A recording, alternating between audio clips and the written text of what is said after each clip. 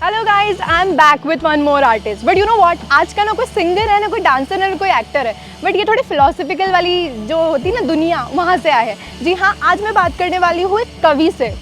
वाह, मतलब आज का ऐसा मुझे लग रहा है कि कहीं मैं शायर तो नहीं, मैं शायर नहीं हूँ, वो कवि है। लेकिन तो आज मैं उनसे बात करने वाली हूँ, उनसे इंस्पायर होने वाली हूँ। And he is one and only Aman Akshar ji. Actually इन्हें अपने असली नाम से नहीं जानता कोई, अमन अक्षर जी से पहले जानते हैं। तो अमन अक्षर जी का ये नाम कैसे पड़ा है वो उन्हीं से पूछ लेते हैं। तो चलिए। Beats Production.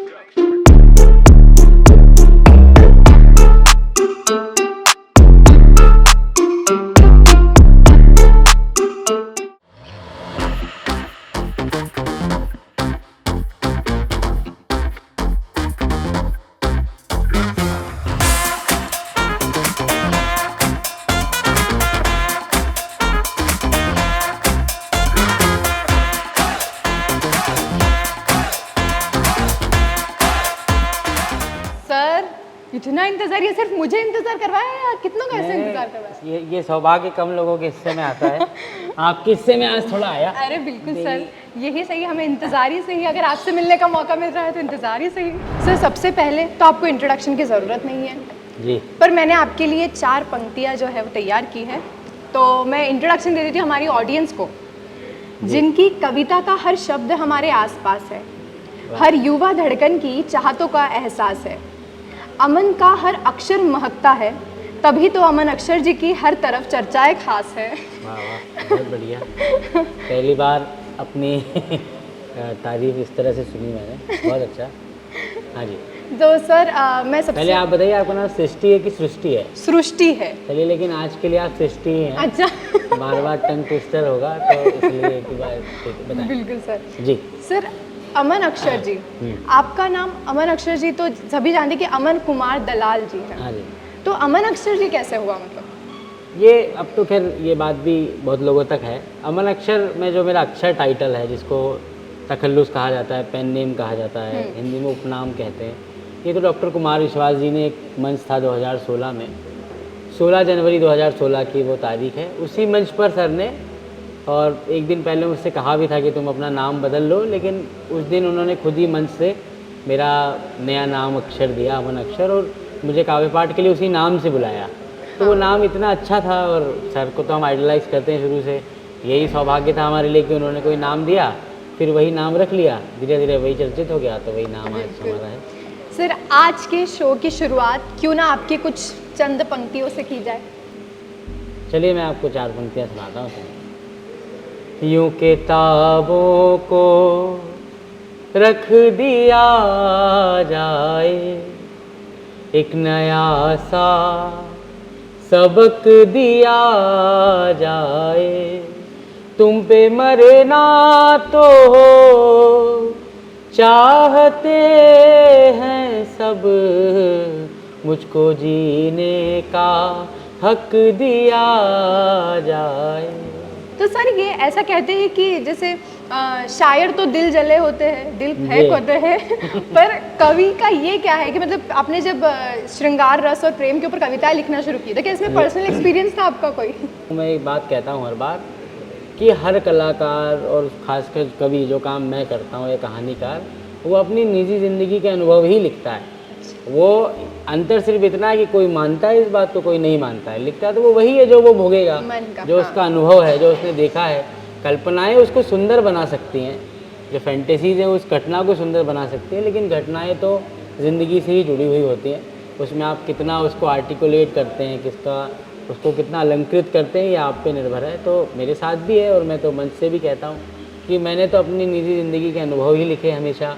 प्रेम लिखा तब वैसा ही लिखा, लेकिन बस मेरे प्रेम में अच्छी थोड़ी सी बात ये रही कि मैंने कभी नकारात्मकता आने नहीं दी। मतलब प्यार को प्यार रहने दिया है, उसमें कोई बिल्कुल वो नहीं है। बस इसमें, और ऐसा करना भी नहीं चाहिए। आप कोई भी काम करते हो, प्रेम की ज़रूरत तो सबको होती है, वो किसी से हो, परिवार वालों से हो, प्रेमिका से हो, पत्नी से हो। और मैंने किया भी प्रेम विवाही, मतलब मैं जो अनुभव सारे लिखता हूँ, जैसे कई बार आप पहले प्रेम में असफल होते हैं, कोई लोग पहले प्रेम में सफल हो जाते हैं, लेकिन हाँ, मेरी जो पत्नी है उन्हीं से मैंने प्रेम किया, उन्हीं के साथ शादी भी की। तो मैंने तो बहुत सकारात्मकता से देखा, और शायद उसी का फल है कि मेरी ज़िंदगी में आज सब कुछ ठीक है परिवार की दृष्टि से। तो ईश्वर भी देखता है, नियति भी आपको वही पे करती है जो आप काम करते हैं। ऐसे टाइम पे मैम को बड़ा अच्छा लगता होगा ना कि मेरे को कितनी कविताएं मुझ पर ही लिखी जा रही है। हाँ, उनको बहुत अच्छा लगता है, उनको सब याद भी है। और अरे कई वाह। बार तो ऐसा होता भी है कि सामने बैठ के सुन रही होती है। एक बार रायपुर के एक कार्यक्रम की घटना है, मैं भूल गया था तो उन्होंने आगे से कंप्लीट करके याद दिलाया था। तो ये तो मेरे लिए सौभाग्य है, उनको सारा याद है मेरा जो भी मैं लिखता हूँ। अच्छा सर, मेरा एक क्वेश्चन आपसे ये है, थोड़ा फन ऐसा है कि जब आप कॉलेज में थे तो आपके फ्रेंड्स आपको बोलते थे कि यार मेरी गर्लफ्रेंड है, इसके लिए कोई कविता लिख के दो। हाँ। कभी ऐसा हुआ है कि किसी ने आपको कहा है कि यार मुझे इनको डेडिकेट करना है, कोई कविता लिख के दो? हुआ है, बहुत तो नहीं हुआ लेकिन ऐसा हुआ है, क्योंकि जब मैं कॉलेज में गया हाँ। तब लेटर्स तो थे ही नहीं, चिट्ठियाँ हाँ, तो हाँ। ये काम बहुत होते थे पहले जब आपके पास मीडिया बहुत कम था। हाँ। लेकिन मुझसे भी ऐसा कहा गया, ये भी नहीं कहूँगा बिल्कुल नहीं कहा गया। लोग कहते यार किसी की दे दे, तो शुरू में जब हमको अच्छा लिखना नहीं आती थी तो किसी दूसरे कवि की मैं दे देता था कि ये आप कर दो, उनको क्या पता कि किसका लिखा हुआ है। तो ये जब समझ कम होती है तो ये सब काम करते हैं, तो लिख के देते थे। और उनको कौन सा उसमें ग्रामर चेक करनी थी या क्राफ्ट चेक करना था, तो लिख के तो मैंने दिया है, कम दिया होगा लेकिन दिया है सब जगह पर। सिर्फ आप प्रेम पर कविताएं लिखते जी। हैं, तो आपका पहले जो प्रेम किया जाता था या अभी जो लड़कों लड़की जो चलती बातें चलती है, तो उस पर आपका क्या मानना है? देखिए क्या है, बदलाव तो समय के साथ हर जगह पर होता है। हम कोई भी समय बदलते देखते हैं तो हम इस बात से इनकार नहीं कर सकते। भाई आज से 25 साल पहले लोगों की ज़िंदगी जो होगी, आज से 20 साल के पहले के लोगों की मनस्थिति अलग थी, आज अलग है। तो जब उनकी मनस्थितियाँ अलग है, वो लोग ही बिल्कुल अलग हैं, तो उनका प्रेम भी अलग होगा। इसमें कोई जैसे पुराने लोगों को उनका अच्छा लगता है। देखिए नॉस्टैल्जिया हर व्यक्ति को अच्छा लगता है। मैं तो समझ लो मैं युवा हूँ, जैसे आप मुझसे भी संभवतः छोटी होंगी। हाँ। आपको भी अपना बचपन अभी के मुकाबले ज़्यादा अच्छा लगता होगा, बल्कि हम लोग तो बहुत बूढ़े नहीं हुए। तो जब नॉस्टैल्जिया एक ऐसी चीज़ है जिसका आकर्षण, जिसका मोह सब लोगों को रहता है, क्योंकि हम ऐसा समझते हैं कि वो बेहतर था, जबकि उसको जीते हुए हमको कभी ऐसा नहीं लगा कि हम हमारा बेस्ट समय जी रहे हैं। तो पूरी लोग बदलती है, पूरी सोच बदलती है, आसपास के साधन संसाधन बदलते हैं, दुनिया बदलती है, तो उससे प्रेम भी बदलता है। मूल भाव वही रहता है, किसी को चाहना, किसी से प्रेम करना, लेकिन तरीके बदल जाते हैं। सर जैसे कि हम आपने जो राम गीत लिखा था काफ़ी प्रसिद्ध हुआ था वो, उसके बाद हमें ये पता चला था कि राम युग जो है आपकी एक वेब सीरीज़ जो कि कुणाल कोहली जी ने मतलब डायरेक्ट की थी, इसमें इतने मतलब आपने इतने सारे गाने दिए हैं और इतने फेमस लोगों के बीच में रही है, तो उसका एक्सपीरियंस कैसा था और वो मतलब कब आई थी? देखिए वो इस पूरी जो बात आपने कही ना, इसमें यही बात है कि कब आई थी। एक्चुअली हाँ। वो काम बहुत बड़ा था, मतलब मेरे लिहाज से मुझे जब ये काम मिला था 2019 में, मतलब मेरा जब रामगीत वायरल हुआ तो ये 19 में ही उन तक ये बात पहुंची होगी, काफ़ी वायरल हुआ, सबको पता ही है वो गीत। हाँ। तो फिल्म का भी जब मुझे ये ऑफ़र आया तो मैंने उनके लिए काम करना शुरू किया। कुणाल कोहली इसका डायरेक्शन कर रहे थे। कुणाल कोहली ऑलरेडी फना और हम तुम जैसी बड़ी ब्लॉकबस्टर उस समय की बना चुके थे, तो काम भी बहुत अच्छा था। मैं लगभग साल भर मुंबई रहा, मैंने काम किया, उसमें 11 गाने मेरे थे। उसको अमिताभ बच्चन जी ने गाया, सोनू निगम जी ने गाया, उस्ताद राशिद अली खान साहब ने गाया, एक गाना श्रेया जी ने भी गाया, श्रेया घोषाल जी ने, सारे बड़े लोगों ने गाया। इससे बड़ी बात क्या और होगी? क्या, शाबरी ब्रदर्स ने उसमें बैकग्राउंड में जो गाने चले वो शाबरी ब्रदर्स ने गाए। अरे वाह। पंडित राहुल शर्मा का उसमें म्यूज़िक था। तो काम तो मैंने सारे बड़े लोगों का, मतलब किसी का ड्रीम होता होगा कि इन लोगों के साथ पहली मूवी में काम करें, लेकिन 2 साल कोरोना के ऐसे थे कि जिसमें कई बड़े बड़े काम छुपे रह गए। उसमें से मेरे एक किया हुआ काम भी है कि वो फिल्म के तौर पे वो आनी थी, फिर वो वेब सीरीज़ के तौर पे आई, और इसे मानने में भी कोई गुरेज नहीं है मुझे कि वो वेब सीरीज़ बहुत नहीं चली, लेकिन जिन जिन लोगों ने मेरे गाने सुने उसमें, उसका लोगों ने ठीक कहा कि नहीं आपका काम ठीक है। तो मैं तो बस इस बात को मन में रखता हूँ हिम्मत के लिए कि नहीं यार, काम तो किया था हमने और आगे भी अब मेरे कुछ काम आने वाले हैं, तो चीज़ों के लिए मैं काम कर भी रहा हूँ। आप देखिए उसकी नीयति ज़्यादा अच्छी होगी। लेकिन हाँ, राम गीत के चलते मुझे जो नाम मिला, थोड़ा बहुत यश है, जो भी आर्थिक जो मेरे काम बने हैं, तो उसके साथ ये फिल्म भी उसमें से एक था जिसने कई सारे सौभाग्य का काम दिलवाया मुझे। तो वो एक ही गीत के कारण है, और हर किसी की ज़िंदगी में एक कोई ऐसा मौका होता है जिससे उसकी ज़िंदगी बदलती है। तो मेरी ज़िंदगी में भी वही मौका था ये। मतलब राम गीत तो मशहूर हुआ ही है, अब हमारी ऑडियंस राम युग भी देखे जो आपको MX प्लेयर पे देखने को मिल ही सकती है। और इसको भी क्योंकि इतनी मेहनत की, तो सर आप आपकी लाइफ का अचीवमेंट इसे मानते हैं या कुछ और भी ऐसा? अचीवमेंट है, ये भी है। बिल्कुल है। मतलब अल्टीमेट गोल तो ख़त्म कभी हो ही नहीं सकता जब तक आप जिंदा हैं। अल्टीमेट गोल बहुत सारे हैं, अभी मुझे बहुत सारा लिखना है। कवि सम्मेलन में कविताएं लिखनी है, कवि सम्मेलन करने हैं। फिल्मों के लिए जो मैं अभी एक वेब सीरीज़ और एक फिल्म के लिए मैं काम कर रहा हूँ इस समय। 1-2 महीने बाद मैं उसका नाम भी रिवील कर दूंगा जब मुझे आगे से परमिशन मिल जाएगी। तो काम तो बहुत सारे हैं, लेकिन अचीवमेंट की ऐसा है कि ज़िंदगी में हर समय पर कुछ ऐसे ऐसे काम हो जाते हैं जिसको हम उस समय के अचीवमेंट मानते हैं, जो होती है। मुझे यही अचीवमेंट लगती है कि मैं कवि सम्मेलनों में आ गया, लोग सुनने लगे, मुझे कुमार जी का सपोर्ट मिला, मुझे नाम मिल गया, यही वो अचीवमेंट लगती थी। फिर कार्यक्रम लगातार करते रहे, काफ़ी व्यस्तता बढ़ गई, लगातार कार्यक्रम करने लगे, समय नहीं रहने लगा। ये सब भी एक समय सोचते थे कि ऐसा हो जाए, वो हो गया, तो वो भी एक अचीवमेंट इससे आ गई। तो ऐसे काम करते करते तो अचीवमेंट धीरे धीरे आती जाती हैं। सर आप श्रृंगार रस में लिखते हैं, जी, जैसे जी। कि प्रेम गीत वगैरह सब लिखते हैं, तो इसके अलावा आपने कोई और, जैसे वीर रस हो गया, या ऐसा कभी ट्राई करते हैं कभी? हाँ, मैंने देशभक्ति से जुड़ी हुई कुछ कविताएं तो मैंने लिखी हैं। एक मेरा शांति गीत है जिसमें युद्ध की तरफ नहीं जाने की बात है, मतलब युद्ध को रोकने की बात मैं उसमें करता हूँ, देश की बात है, उसमें सैनिकों की बात है। तो मैंने ये लिखा तो लगभग हाथ से छोड़ के हर रस में मैंने कुछ ना कुछ लिखा है।